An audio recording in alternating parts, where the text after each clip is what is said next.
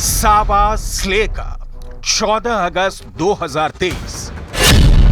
बोरिसो clips 14 अगस्त। मिलेरो 20 जुलाई।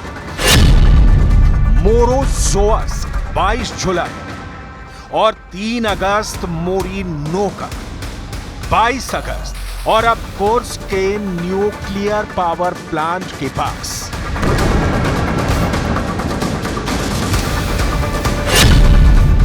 Putin को हिला देने वाले हमले। ज़ेलेंस्की ने रूस में पैदा कर दिया जलजला। रूस के न्यूक्लियर पावर प्लांट पर मंडरा रहा खतरा। कुर्स्क में बम गिरा तो रूस के परखच्चे उड़ जाएंगे। 2.5 साल के युद्ध में अब तक ज़ेलेंस्की खून के आंसू रो रहे थे। अब पुतिन की लाल आंखों से खून टपक रहा है।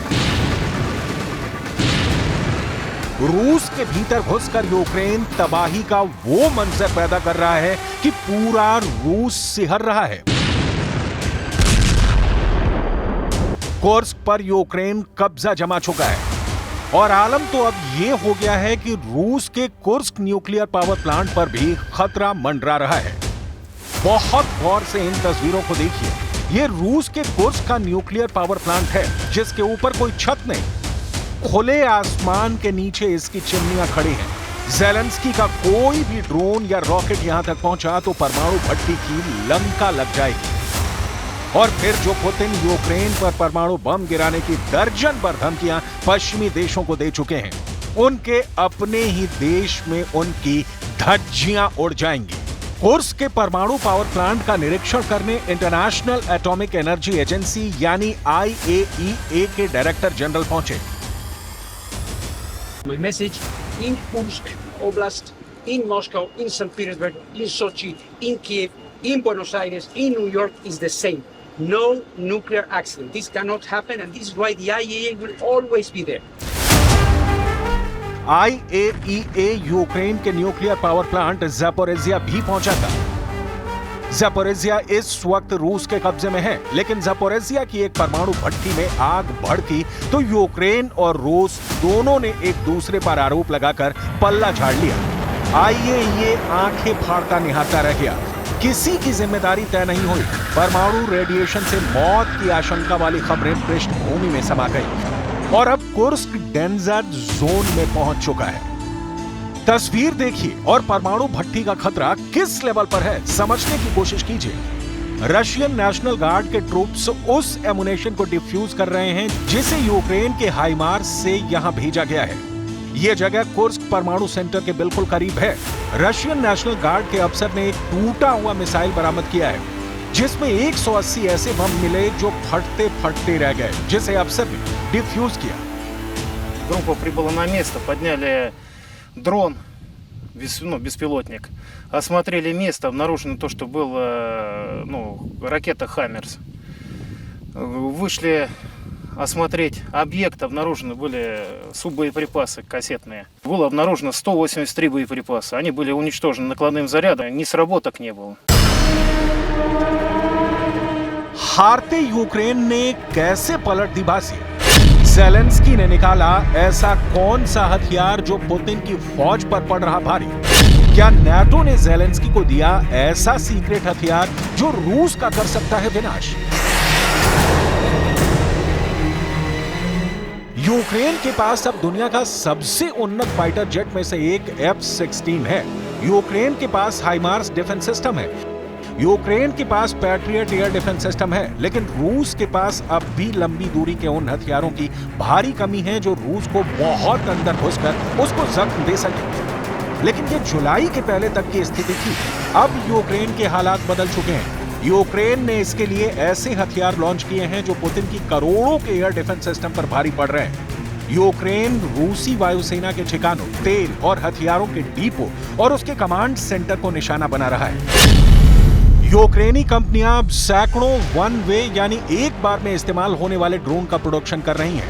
पश्चिमी देशों में बने इसी तरह के ड्रोन के मुकाबले यूक्रेन के ये ड्रोन काफी सस्ते बनाए जा रहे हैं। यूक्रेन की कंपनियां लंबी दूरी तक मार करने वाले AQ-400 साइथ ड्रोन बना रही हैं। इस ड्रोन की क्षमता 750 किलोमीटर यानी 450 मील है। इसके अलावा यूक्रेन की कंपनियां हर महीने 100 से अधिक कम दूरी वाले AQ-100 बेयोनेट ड्रोन भी बना रही हैं। ये ड्रोन एक बार में 100 से अधिक किलोमीटर तक की उड़ान भर सकते हैं। ये ड्रोन लकड़ी के बने हुए हैं और इन्हें यूक्रेन की पुरानी फर्नीचर फैक्ट्रियों में असेंबल किया जा रहा है। इन्हें असेंबल करने में 1 घंटा लगता है और फिर आधे घंटे में इसमें मोटर, विस्फोटक और इलेक्ट्रॉनिक्स लगाए जाते हैं। बेयोनेट ड्रोन की कीमत कुछ $1000 होती है। इसकी तुलना में इन ड्रोन्स को उड़ाने के लिए रूस को जो मिसाइल इस्तेमाल करनी पड़ती है उसकी कीमत $10 लाख से भी अधिक होती है। यूक्रेन के लंबी दूरी तक मार करने वाले ड्रोन्स के हमलों को उनकी खुफिया एजेंसियां संचालित करती हैं। ज्यादातर हमले रात के वक्त किए जा रहे हैं। हालांकि रूस का एयर डिफेंस सिस्टम इनमें से अधिकतर को मार गिराता है, लेकिन 10% के आसपास अपने लक्ष्य तक पहुंच जाते हैं और फिर जो तबाही होती है उसकी तस्वीरें आपकी स्क्रीन पर हैं। इन हमलों ने रूस के अपने सैन्य हवाई अड्डों को और पीछे खिसकने के लिए मजबूर किया है। नतीजतन यूक्रेन पर हवाई हमलों की संख्या में भी कमी आई है। सैटेलाइट से मिली तस्वीरों से पता चलता है कि यूक्रेनी ड्रोन्स ने मेरिनोवका एयरबेस पर काफी तबाही मचाई है। यूक्रेन का मानना है कि वो पश्चिम देशों में से लंबी दूरी तक मार करने वाले हथियारों से और अधिक मजबूत हो सकता है, लेकिन फिलहाल यूक्रेन के सहयोगियों ने उसके अनुरोध को मंजूर नहीं किया है। अमेरिका और जर्मनी में इस बात का भी डर है कि यूक्रेन को अगर ऐसे हथियार दिए गए तो उन्हें भी युद्ध में घसीटा जा सकता है। हालांकि इस डर के बावजूद पश्चिमी देश और कंपनियां यूक्रेन की मदद कर रही हैं। They want to insist on the idea that when we support Ukraine, even when we consider the possibility of targeting inside Russian territory, we are not in war with Russia. Nobody wants to be in war with Russia. We are just supporting Ukraine. But put on the shoes of the Ukrainians. You are being bombed by the Russians from a place which is out of range of your capacity. You would like to be able to fight on equal terms. This is a war that cost a lot of lives to the Ukrainians. So we have to support them more. Ukraine बहुत हद तक अब भी घरेलू स्तर पर बने drone ही इस्तेमाल कर रहा है। यूक्रेन को लगता है कि युद्ध जीतने का एक ही तरीका है और वो है जंग को रूस के भीतर ले जाना। सवाल है, यूक्रेन के हमलों का जोरदार जवाब पुतिन क्यों नहीं दे रहे? पुतिन के दिमाग में इस वक्त क्या चल रहा है? पुतिन कुर्स्क न्यूक्लियर प्लांट को दांव पर क्यों लगा रहे हैं? रूस के राष्ट्रपति पुतिन इस हमले को इतना गंभीर खतरा नहीं मानते हैं कि पूर्वी यूक्रेन के डॉनबास इलाके से सैनिकों को वापस बुलाकर कुर्स्क इलाके में भेजना उचित समझे, जो उनका पहला लक्ष्य है। पुतिन का ध्यान यूक्रेन सरकार के पतन पर है, जिसके बारे में उनका मानना है कि इसके बाद किसी भी इलाके पर कब्जा अपने आप महत्वहीन हो जाएगा। 2022 में हमला शुरू करने के महीनों बाद पुतिन ने डोनेट्स्क, लुहांस्क, ज़ापोरिज़िया, खेरसॉन के यूक्रेनी इलाकों को रूसी क्षेत्र के हिस्से के रूप में अवैध रूप से अपने कब्जे में ले लिया था। उन इलाकों पर पूरी तरह कब्जा करना उनकी सबसे बड़ी प्राथमिकता रही है। टेलीविजन मीटिंग में कुर्स्क हमले के बारे में पुतिन ने कहा कि यह डोनेट्स्क में रूसी अभियान को धीमा करने की एक चाल है। कुर्स्क में हमले की घटनाओं के बावजूद रूस तेजी से कई इलाकों में आगे बढ़ा है। यूक्रेन के 4 इलाकों पर कब्जा करने पर ध्यान केंद्रित करते हुए पुतिन ने कुर्स्क में कीव के हमले को बहुत कम महत्व देने की कोशिश की है। रूस के सरकारी मीडिया ने कुर्स्क पर हमले को कीव के आक्रामक इरादों के सबूत के रूप में पेश किया और कहा कि ये इस बात का और सबूत है कि रूस का यूक्रेन पर हमला करना उचित था।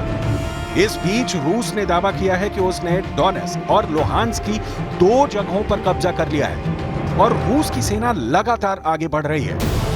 पुतिन लंबी जंग के योद्धा हैं, इसलिए दुनिया भर के एक्सपर्ट्स मान रहे हैं कि यूक्रेन भले ही इस वक्त रूस में घुसकर हमला करने में कामयाब हो रहा है, लेकिन ऐसा नहीं है कि पुतिन इसे अनदेखा कर रहे हैं। पुतिन माकूल वक्त का इंतजार कर रहे हैं। इसलिए कीव में पिछले 4 दिनों से रूस की फौज कई बार अटैक कर चुकी है।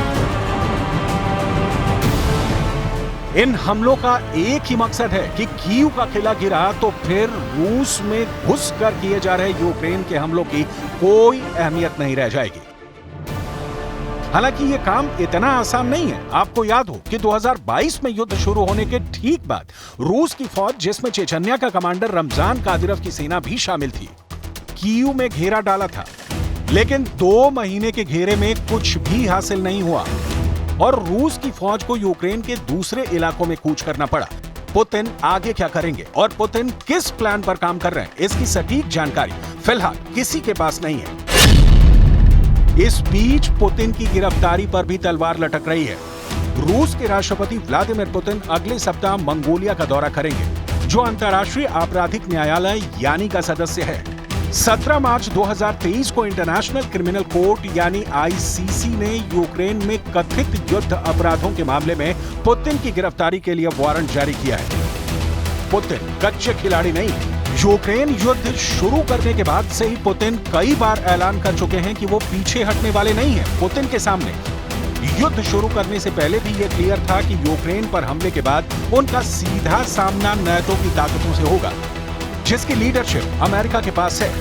पुतिन के सामने ये भी तथ्य स्पष्ट था कि नाटो ज़ेलेंस्की को हथियार देगा और हर संभव मदद करेगा। बावजूद इसके पुतिन ने यूक्रेन पर हमला किया और 2.5 सालों से कोई दिन शायद ही ऐसा हो जब रूस की फौज ने यूक्रेन पर बम नहीं गिराए। अब यूक्रेन बम गिरा रहा है तो पुतिन को चिंता तो हो रही होगी, लेकिन ये चिंता इतनी ज्यादा नहीं दिख रही कि यूक्रेन पर पुतिन अटैक बंद कर दे।